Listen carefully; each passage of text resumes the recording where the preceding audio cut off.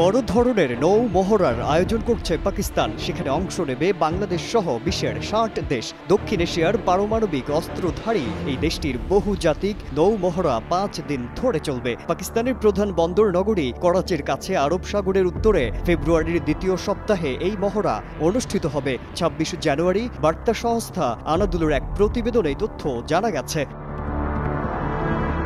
বার্তা সংস্থাটি বলছে, পাকিস্তান নৌবাহিনী জানিয়েছে আমান শান্তি 25 নামের ৫ দিনের এই মহড়াটি আগামী ৭ থেকে ১১ ফেব্রুয়ারি পর্যন্ত বন্দর নগরী করাচির কাছে উত্তর আরব সাগরে অনুষ্ঠিত হবে।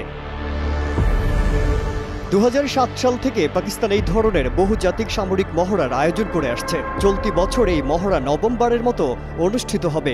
এর থিম নির্ধারণ করা হয়েছে নিরাপদ সমুদ্র, সমৃদ্ধ ভবিষ্যৎ। এছাড়া এই বছরের মহড়ার একটি প্রধান আকর্ষণ হচ্ছে আমান ডায়ালগ। মহড়ার সময় এই ডায়ালগে আঞ্চলিক নিরাপত্তা নিয়ে আলোচনার পাশাপাশি ক্রমবর্ধমান সামুদ্রিক চ্যালেঞ্জ মোকাবিলায় যৌথ কৌশল প্রণয়নের জন্য নৌবাহিনীর প্রধান, কোস্টগার্ড প্রধান এবং সারা বিশ্বের সিনিয়র মেরিটাইম নেতারা একত্রিত হবেন।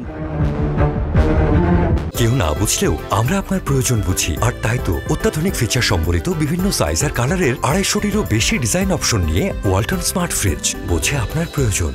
৫ দিন ব্যাপী এই মহড়ায় অংশগ্রহণকারী দেশগুলোর জাহাজ, বিমান, স্পেশাল অপারেন্স ফোর্সেস, বিস্ফোরক নিষ্ক্রিয়কারী দল, মেরিন এবং পর্যবেক্ষকরা অংশগ্রহণ করবেন। পাকিস্তানের নৌবাহিনী এক বিবৃতিতে বলেছে, আমান সিরিজের এই মহড়া আঞ্চলিক শান্তি ও সহযোগিতার প্রচারে পাকিস্তান নৌবাহিনীর প্রচেষ্টার একটি অংশ। ২০০৭ সালে অনুষ্ঠিত উদ্বোধনী আমান মহড়ার স্লোগান ছিল শান্তির জন্য একসাথে। ২৮টি দেশের অংশগ্রহণে প্রথম সেই মহড়াটি অনুষ্ঠিত হয়েছিল। ২০২৩ সাল নাগাদ প্রধান নৌশক্তি সহ মহড়ায় অংশগ্রহণকারী দেশের সংখ্যা ৫০টিরও বেশিতে উন্নীত হয়েছে।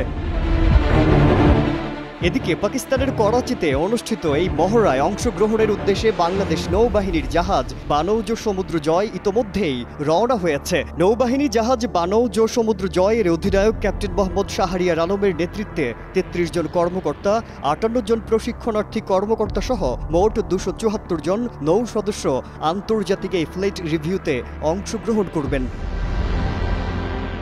এর আগে ২০০৭, ২০০৯ ও ২০১৩ সালেও বাংলাদেশ নৌবাহিনী আমান মহড়ায় অংশগ্রহণ করে পেশাদারিত্ব ও দক্ষতার পরিচয় দিয়েছে, যা বহির্বিশ্বের কাছে বাংলাদেশের ভাবমূর্তি উজ্জ্বল করেছিল। মাজহারুল আলম, কালের কণ্ঠ।